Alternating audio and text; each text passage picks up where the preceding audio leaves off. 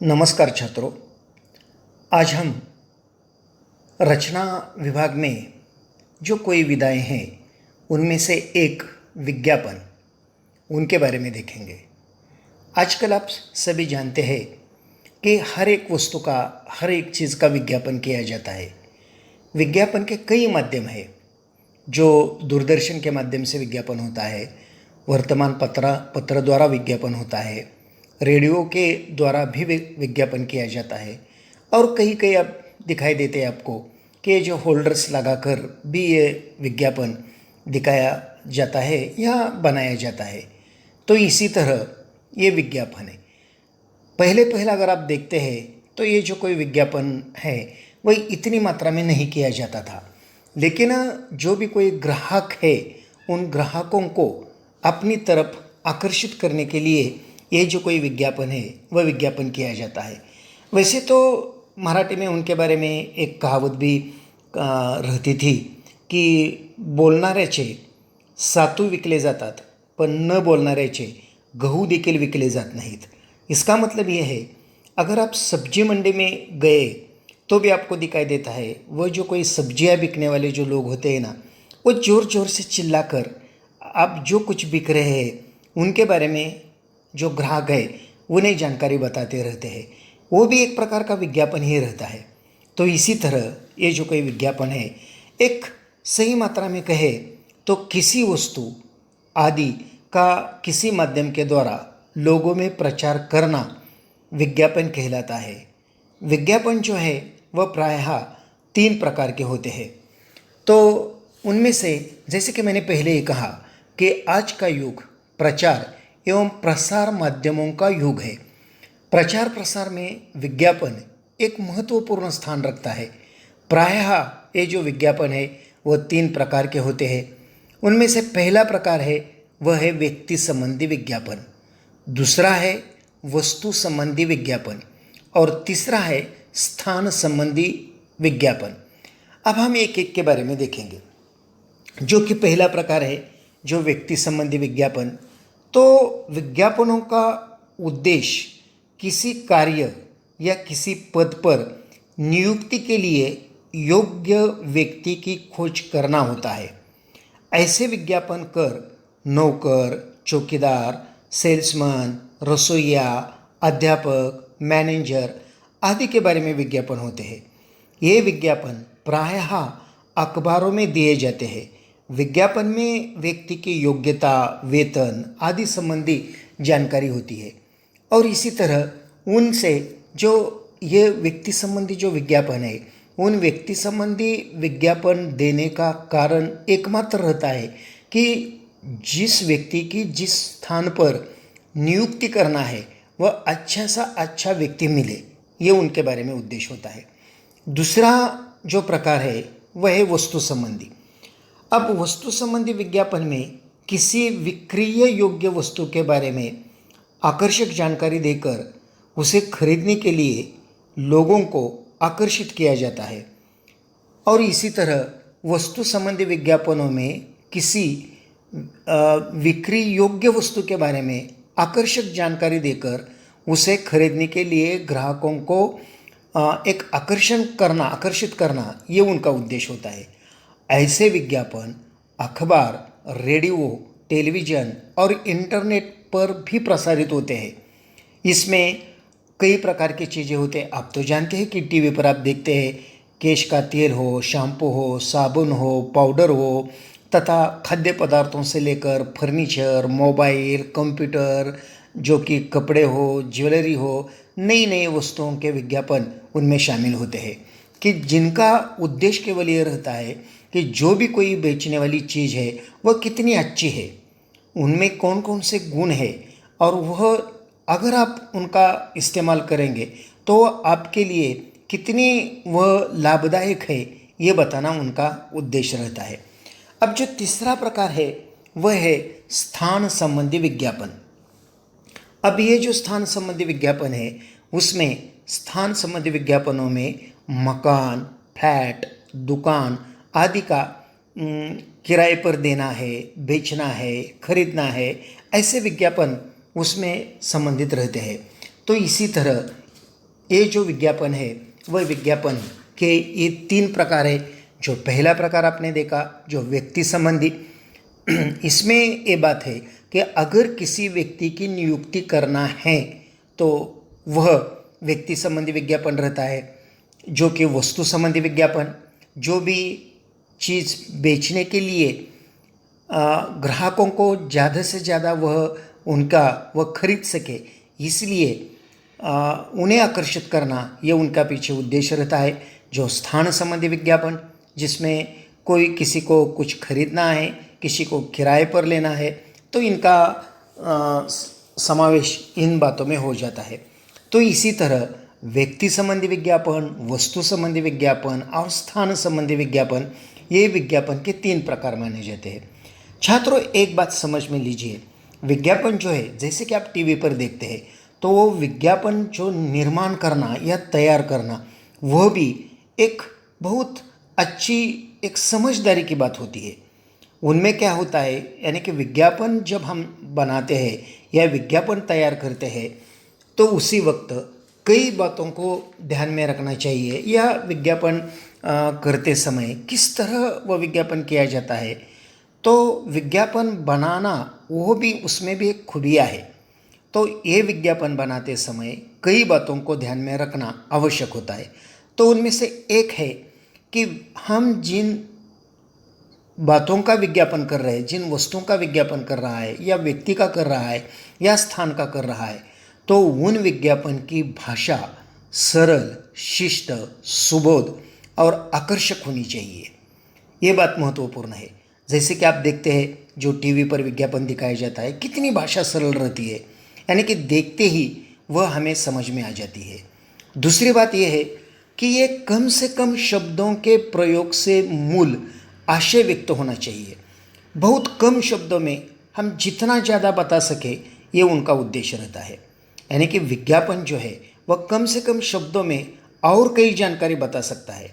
जैसे कि आप देखते हैं, अब कुछ ही दिनों में दिवाली आ जाएगी, तो उनमें से एक टीवी पर जो विज्ञापन है, एक मोती साबुन का, आपने बहुत बार देखा होगा। अब एक कोई 10-15 दिनों के बाद वो शुरू भी हो जाएगा कि जो छोटा सा लड़का है और वो कहता है कि उठा उठा दिवाळी आली, मोती साबणाची वेळ झाली। तो इसी तरह, यानी कि उनमें अगर आपने देखा होगा तो आपको मालूम है कि वो छोटा सा लड़का, उनके पिताजी और उनके दादाजी, ऐसे 3 पीढ़ियों के लोग उसमें दिखाई दिए गए हैं। इसका मतलब क्या है कि जिन मोती साबुन का इस्तेमाल दादाजी करते थे, उन्हीं मोती साबुन का इस्तेमाल पिताजी ने किया है और अब उनका बेटा कर रहा है। तो कम शब्दों में 3 पीढ़ियों का ये जो कोई मोती साबुन है, उनका उपयोग चल आ रहा है, ये उनमें से दिखाई देता है। तो कम से कम शब्दों के प्रयोग से मूल आशय व्यक्त होना, ये उनकी बात है। अब तीसरा जो नियम है, विज्ञापन में विषयानुरूप घोषवाक्य का प्रयोग करें तो विज्ञापन अधिक प्रभावी होता है। यानी कि वो जो कोई विज्ञापन है, उन विज्ञापन में अगर कोई उनमें घोषवाक्य हो तो ज़्यादातर मात्रा में वह विज्ञापन हमारे समझ में आ जाता है। तो चौथी बात है, विज्ञापन की भाषा शैली उपभोक्ता पर असर करने वाली, चुटीली एवं समय के अनुसार होनी चाहिए। विज्ञापन यथासंभव संक्षेप में ही लिखना चाहिए। उनकी जो भाषा शैली है वो उपभोक्ता पर एक जल्द असर करने वाली होनी चाहिए। तो इसमें जैसे कि आप आजकल आप देखते हैं कि कोई साबुन का हो विज्ञापन हो, ज़्यादातर मात्रा में हमें दिखाई देता है कि जो सौंदर्य प्रसाधन जो होते हैं, उनमें उनके विज्ञापन ज़्यादातर मात्रा में किए जाते हैं। तो इसी तरह जो भी हम विज्ञापन बनाएंगे, तो विज्ञापन बनाते समय विज्ञापन की भाषा सरल, शिष्ट और सुबोध, आकर्षक होनी चाहिए। दूसरी बात यह है कि कम से कम शब्दों में ज़्यादा से ज़्यादा जानकारी प्राप्त हो, ये होना चाहिए। तीसरी बात यह है कि विज्ञापन में विषयानुरूप घोषवाक्य का प्रयोग होना चाहिए। और चौथी बात यह है, विज्ञापन की भाषा शैली उपभोक्ता पर असर करने वाली एक आकर्षक ऐसी होनी चाहिए। तो इसी तरह हम जो ये विज्ञापन है वो विज्ञापन बना सकते हैं। तो ये जो कोई विज्ञापन है उन विज्ञापनों में जो भी आपने 3 प्रकार देखे तो उनके अनुरूप अलग अलग प्रकार के विज्ञापन होते हैं। विज्ञापन जब भी हम बनाएंगे तो उसमें विज्ञापन किस बात का है, अगर वह व्यक्ति संबंधी है तो उसमें हमें उन व्यक्ति के बारे में कि मान लीजिए कि अगर वह सुरक्षा रक्षक हमें चाहिए तो कैसा होना चाहिए सुरक्षा रक्षक, तो ये उसमें लिखना चाहिए। यानी कि जिनकी आयु कम से कम 25 से 30 वर्ष के बीच हो, शैक्षणिक योग्यता हो, वह कार्य तत्पर होना चाहिए। ऐसे समय कि मान लीजिए कि वही व्यक्ति परक जो विज्ञापन हम बना रहे हैं और हम वह एक कोई ड्राइवर का विज्ञापन बना रहे हैं, हमें कौन सी बात लिखना आवश्यक है, वो तो गाड़ी चलाने का उन्हें अनुभव होना चाहिए, ये तो बात है ही। दूसरी बात यह है कि उनका लाइसेंस, ड्राइविंग लाइसेंस उनके पास होना आवश्यक है, ये भी है। यानी कि जिनका विज्ञापन हम बना रहे हैं उन विज्ञापन में उन व्यक्ति के बारे में जो कुछ खूबियाँ होती है वो उनमें होना आवश्यक है। जैसे कि अगर हम कोई बागबान का विज्ञापन बना रहे हैं कि हमें एक बागबान की आवश्यकता है, तो सबसे पहले उन्हें जो पेड़ है, पौधे हैं, फूल है, फल है, उनके बारे में ज़्यादा से ज़्यादा जानकारी होनी चाहिए, ये उसमें आवश्यक बात है। तो इसी तरह हम किस बात का विज्ञापन लिख रहे हैं उन पर ये सारे बातें निर्भर रहते हैं। मान लीजिए कि हम वस्तु संबंधी विज्ञापन कर रहे हैं, तो अगर उन वस्तु संबंधी विज्ञापन कर रहे हैं, किसी साबुन का विज्ञापन हम कर रहे हैं, तो हमें क्या लिखना उसमें महत्वपूर्ण होगा। सबसे पहले कि उनमें ऐसे कौन से, वो साबुन तो आप जानते हैं कि वह सौंदर्य प्रसाधन में आती है, तो उसमें हमें लिखना पड़ेगा कि इन साबुन का इस्तेमाल करने के बाद आपका सौंदर्य कैसे बढ़ जाएगा। उसी के साथ ही साथ वह आपके सौंदर्य के लिए कितना उपयोगी है, यह उसमें हमने लिखना पड़ेगा। उसी के साथ ही साथ उसमें और कौन कौन से गुण हैं उनकी भी जानकारी लिखनी पड़ेगी। तो इसी तरह मान लीजिए कि हम स्थान संबंधी विज्ञापन लिख रहे हैं कि मान लीजिए कि कोई फ्लैट या मकान हम किराए पर दे रहे हैं, तो उसमें कौन सी जानकारी हमें लिखनी पड़ेगी। वह जो हमारा फ्लैट है या मकान है वह कितना सुंदर है, कितना सुरक्षित है। उसी के साथ ही साथ उनसे, उन फ्लैट या मकान से कौन कौन से ऐसी बातें कि जो काफ़ी नज़दीक है, जो कि रेल स्टेशन है, जो कि बस स्टैंड है, जो कि अस्पताल है, जो कि स्कूल है, जो कि सब्जी मंडी है, जो कि वहाँ की हवा है, जो कि पानी है, जो कि उनकी लाइट है, ये सारी बातों की जानकारी हमें उसमें लिखनी होगी कि उन सारी बातों से वह कैसे सुसज्ज है और कितना अच्छा है। तो इसी तरह जब भी हम विज्ञापन लिखेंगे तो सबसे पहले हमें ये सोच विचार करना चाहिए कि अगर वह विज्ञापन व्यक्ति के बारे में है तो उनमें से जिस व्यक्ति के बारे में वह विज्ञापन है उन व्यक्ति के बीच में कौन सी खूबियाँ है। जो वस्तु के बारे में है तो वह वस्तु आपको किस तरह वह लाभदायक है। जिन स्थान के बारे में है तो वो भी कितना वह आपको लाभदायक है, ये भी उसमें बताना पड़ेगा। तो इसी तरह ये विज्ञापन जो है वह विज्ञापन करते समय इन सारी बातों को हमें ध्यान में रखना चाहिए। तो दरअसल आपके मन में एक सवाल होगा कि एक तो बात यह है कि विज्ञापन एक बहुत आसान सवाल है और प्रश्न पत्र में विज्ञापन लेखन का एक प्रश्न होता है। विज्ञापन तैयार करना वह एक कला है जो कि मैंने पहले ही आपको बताया। यह कला काफ़ी अनुभव के बाद ही आती है। अच्छे विज्ञापन में विज्ञापन बनाने वाले व्यक्ति की बुद्धिमत्ता, व्यक्ति के बारे में उसके अनुभव, संबंधित वस्तु के बारे में विज्ञापन बनाने वाले व्यक्ति की जानकारी तथा विज्ञापन प्रस्तुत करने की उसकी कला आदि का परिचय मिलता है। विज्ञापन तैयार करते समय प्रभावशाली शीर्षक, कोई सुभाषित अथवा सुवचन आदि का प्रयोग विज्ञापन में रंग ला देता है। विज्ञापन की भाषा सीधी सादी होनी चाहिए। आम बोलचाल की भाषा भी विज्ञापन में प्रयुक्त हो सकती है। भाषा ऐसी हो जो ग्राहक को वस्तु खरीदने के लिए प्रेरित कर सके। तो इसी तरह ये विज्ञापन लेखन जो प्रश्न पत्र में 5 अंक के लिए आपको पूछा जाता है और ये 5 अंक आप बड़े आसानी से हासिल कर सकते हैं, क्योंकि विज्ञापन में जो कि आप निबंध लिखेंगे तो जितना ज़्यादा निबंध लिखेंगे तो आपको अंक मिल जाएंगे। विज्ञापन में ऐसी बात नहीं। विज्ञापन कम से कम शब्दों में ज़्यादातर ज़्यादा जानकारी देने वाले ऐसे शब्द में वो लिखना चाहिए जो कि आकर्षक हो, जो सुंदर हो।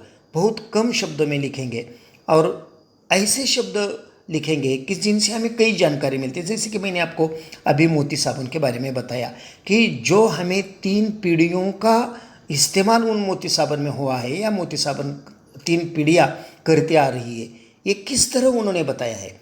तो इसी तरह विज्ञापन लेखन जो है वो एक बहुत आसान सवाल है जो आपको 5 अंक यूं ही मिलाकर दे देता है। तो बड़े ध्यान से उनके बारे में सुनेंगे, उनके बारे में सोच विचार करेंगे। मैंने पहले ही आपको बताया कि वह एक कला है और वह काफ़ी अनुभव के बाद ही आती है। तो इसीलिए विज्ञापन जो है वह विज्ञापन ज़्यादा से ज़्यादा किस तरह वो बनाया जाता है, उनके नियम, उनके बारे में सोच विचार कर दीजिए। उनके बारे में कई ऐसे जो कि व्यक्ति संबंधी विज्ञापन, तो ऐसे कोई 3 व्यक्ति चुनो कि जिनके बारे में किस तरह का विज्ञापन होगा। जो मैंने पहले आपको बताया, चौकीदार है तो धट्टा कट्टा होना चाहिए, जो ड्राइवर है तो उनके पास लाइसेंस होना चाहिए, जो वस्तु संबंधी है सौंदर्य प्रसाधन तो वह आपका सौंदर्य कैसे बढ़ाने में काम आएगी ये लिखना पड़ेगा, जो स्थान संबंधी है जो कि मकान हो या कोई फ्लैट हो तो वह आपको रहने में किस तरह वो सुविधाएं प्राप्त कर देता है ये लिखना पड़ेगा। तो इसी तरह आप जितना सराव वह विज्ञापन बनाने का करोगे तो उसी तरह वह विज्ञापन आपके समझ में आ जाएगा। और एक बार विज्ञापन किस तरह लिखा जाता है उनके बारे में सारी जानकारी अगर आप समझ सके तो निश्चित रूप से वह कोई व्यक्ति हो, वस्तु हो या स्थान संबंधी विज्ञापन हो, आप बहुत आसानी से वह लिखेंगे और यूं ही 5 अंक आपको मिल जाएंगे। धन्यवाद। अगले हफ्ते में हम एक अगला जो भी कोई व्याकरण या कोई वह रचना विभाग है उनके एक विधा लेकर आपके सामने जरूर आ जाएंगे। तब तक एक आप आपके नोटबुक में जो व्यक्ति संबंधी 3 विज्ञापन लिखिए, वस्तु संबंधी 3 विज्ञापन तैयार कर दीजिए और स्थान संबंधी 3 विज्ञापन तैयार कर दीजिए। और ये सब आप करेंगे, यही एक उम्मीद रखकर मैं आपको फिर एक बार फिर अगले हफ्ते में कोई एक नया भाग लेकर आपके सामने हाजिर हो जाऊंगा। ये कहता हूँ फिर एक बार धन्यवाद।